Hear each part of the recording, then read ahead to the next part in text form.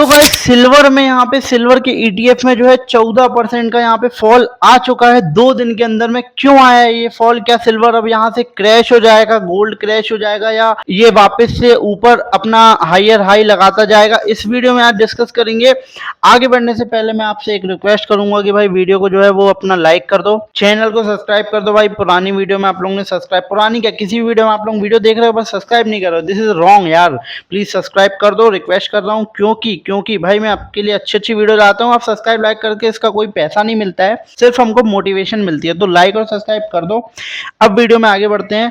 तो भाई आखिर सिल्वर का ईटीएफ जो है, मैं पहले आपको बता दूं, ये निप्पॉन का सिल्वर का ईटीएफ है, जिसको हम कहते हैं यहाँ पे सिल्वर 20, जो कि होता है मार्केट में। अगर आपको जो है सिल्वर खरीदना होता है तो आप सिल्वर 20 को जो है, इसको जो है, इसका ईटीएफ जो है खरीद लेते हो, तो आपको ये सिल्वर की तरह मूव करता हुआ दिखता है। लेकिन अभी ये यहाँ पे जो हमें दिख रही है, यहाँ पे 14% 13% की गिरावट, ये क्यों आई है? और सिल्वर में ये ऐसी गिरावट नहीं आई है। पहले उसके लिए मेरे को आपको सिल्वर के जो है वो चार्ट पे लेके चलना पड़ेगा। तो हम पहले चल लेते हैं सिल्वर के चार्ट पे, और मैं आपको जो चीज दिखा रहा हूँ आप ध्यान से देखना, फिर मैं लास्ट में आपको बताऊंगा सिल्वर में क्या यहाँ से गिरावट आना कंटिन्यू रहेगी या रुकेगी या वापस ऊपर जाएगा कि नहीं। ठीक है, पहले आप चीज समझना, मैं आपको सिल्वर के चार्ट पे लेके चलता हूँ। तो गाइस अब हम आ चुके हैं सिल्वर के चार्ट पे, और जैसा कि आपको दिख रहा है यहाँ पे कोई भी जो है रेड कैंडल नहीं बनी है। तो उसमें क्यों ऐसी बड़ी बड़ी गिरावट आ गई, उसको मैं आपको क्लियरली अभी समझाता हूँ, आप समझ जाओगे। सबसे पहले आप देखो ये 13 तारीख की जो है कैंडल, ठीक है, 13 तारीख की ये जो कैंडल आपको ये वाली दिख रही है यहाँ पे, जिसमें मैंने क्लिक किया हूँ, ये वाली कैंडल। अब मैं आपको इसमें पहले तो दिखाना चाहता हूँ इस दिन ये जो है कितने परसेंट ये वाली कैंडल बढ़ी थी। उसके बाद फिर मैं आपको दिखाऊंगा कि जो सिल्वर का ईटीएफ था उसकी कैंडल, पहले ये 13 तारीख की हम ये कैंडल मेजर करते हैं, तो यहाँ पे जो है 3 से 4% के आसपास जो है ये कैंडल बढ़ी थी। ठीक है, 13 तारीख की कैंडल। अब हम आपको दिखाते हैं 14 तारीख की कैंडल जो है वो जो है यहाँ पे कंसोलिडेट हुई थी, उतनी ही थी, 1-1.5% के आसपास। यहाँ पे जैसे कि आपको दिख रहा होगा, यहाँ पे जो है ये कंसोलिडेट की थी ये वाली कैंडल, और ये वाली कैंडल जो है वो 3 से 4% बढ़ी थी। ठीक है, अब हम चलेंगे वापस से जो हमारे ईटीएफ में। ठीक है, जो आप यहाँ पे पहले देख लो कि यहाँ पे जो कैंडल थी हमारी, एक सेकंड में आपको दिखा देता हूँ, ये जो थी 13 अक्टूबर की कैंडल, ये वाली कैंडल अब कितना परसेंट बढ़ी है वो मैं आपको दिखाता हूँ। यहाँ से लेके ऑलमोस्ट ये जो है 6 से लेके 7%, समझ रहे हो। 13 तारीख की जो वो कैंडल थी हमारी ओरिजिनल, जो सिल्वर की कैंडल थी, जो डॉलर सिल्वर में होता है उसकी कैंडल थी, वो बढ़ी थी 3 से 4%। यहाँ पे ये बढ़ी है 6 से लेके 7%। ठीक है, उसके अगले दिन की वही मूव करके जो है, मतलब कंसोलिडेट करके 1% के अंदर थी, है ना, जो मैं आपको दिखाया था 14 तारीख की वो वाली। अब ये वाली 14 तारीख की देख लो, ये 6 से 7%।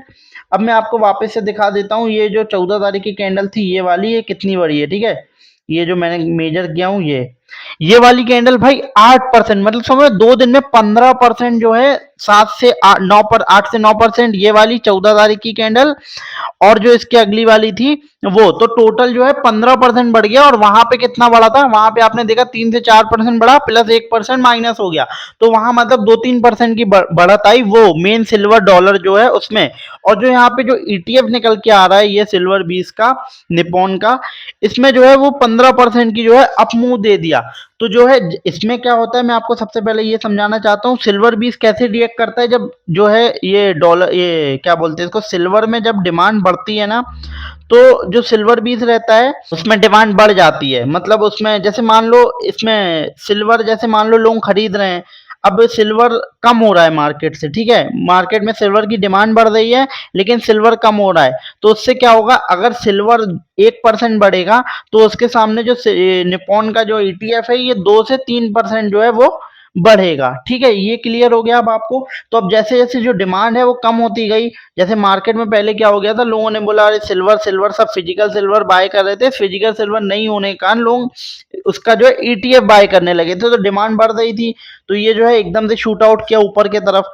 लेकिन फिर जो है डिमांड कम होना चालू हो गई, तो ये एकदम से गिर गया क्योंकि डिमांड कम हो गई।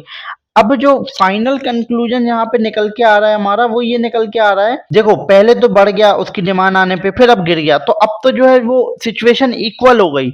लेकिन अगर हम बड़े पर्सपेक्टिव से सोचें तो भाई देखो, जैसे आज की डेट में हर कोई आके कह रहा है गोल्ड लो सिल्वर लो, लेकिन भाई अब बहुत हो चुका है यार, बहुत ज्यादा बढ़ चुके हैं गोल्ड और सिल्वर।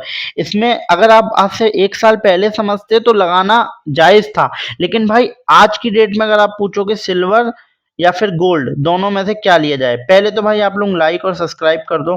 ठीक है, सबसे पहले लाइक और सब्सक्राइब करो। अब सुनो, आज की डेट में मेरे हिसाब से, पहले ही बता रहा हूँ, कोई बाय सेल रिकमेंडेशन नहीं है, बट सिल्वर या फिर गोल्ड, दोनों में से मेरे हिसाब से कुछ भी लेना आज के हिसाब से वर्थ इट नहीं है। और काफ़ी चीज़ें इन्वेस्ट करने के लिए सिल्वर और गोल्ड लॉन्ग टर्म के लिए अच्छा है। क्या होता है, ये जो है काफ़ी टाइम से सिल्वर और गोल्ड जो है बहुत ही एक रेंज बाउंड थे, जैसे कि आपको यहाँ पे दिख रहा होगा, ये एक रेंज में जो है सिल्वर और गोल्ड यहाँ पे फंसे हुए थे, है ना। गोल्ड का भी कुछ इसी तरीके का चार्ट है, मतलब उतनी ज्यादा ग्रोथ आ रही थी, बट उतनी ज्यादा ग्रोथ नहीं आई थी, थोड़ी थोड़ी आई थी। अब जो है ये जो बहुत ज्यादा तेजी से बढ़ चुका है, तो भाई जितनी तेजी से बढ़ा है उतनी तेजी से गिर भी सकता है।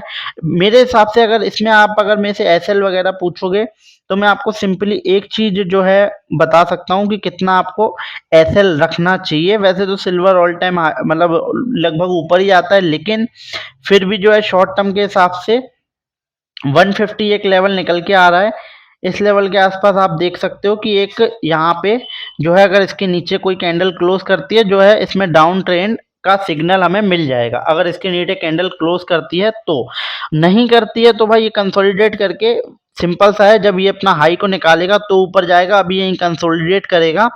और कभी भी सिल्वर के जो मेन, जो सिल्वर है उसका डॉलर, उसके प्राइस को देख के आप ईटीएफ को जज मत कीजिए। मैंने आपको बता दिया है, सिल्वर अगर 1% बढ़ता है तो ईटीएफ 2 से लेके 3% का मूव आपको दिखाएगा। आप चाहे तो आप चार्ट भी कंपेयर कर लेना।